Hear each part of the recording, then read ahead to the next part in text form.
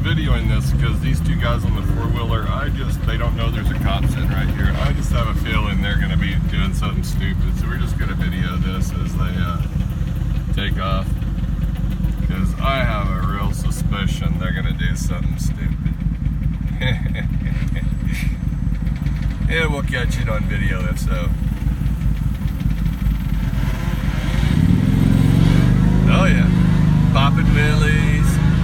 Cop sitting right here. Totally good with it.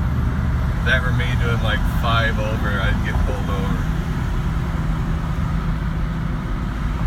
Swerving over the white line. This cop's not even paying attention. Which is kind of cool. Look, guys have fun on four-wheelers, but they are street legal in South Dakota, but not to do wheelies with in front of a cop. Well, we'll see what happens here.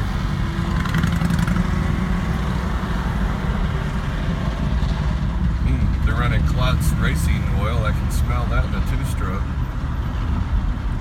The one's got a terrible wall. It's wobbling. Well, this cop's good. He's got to pull these guys over. I cannot believe he hasn't yet.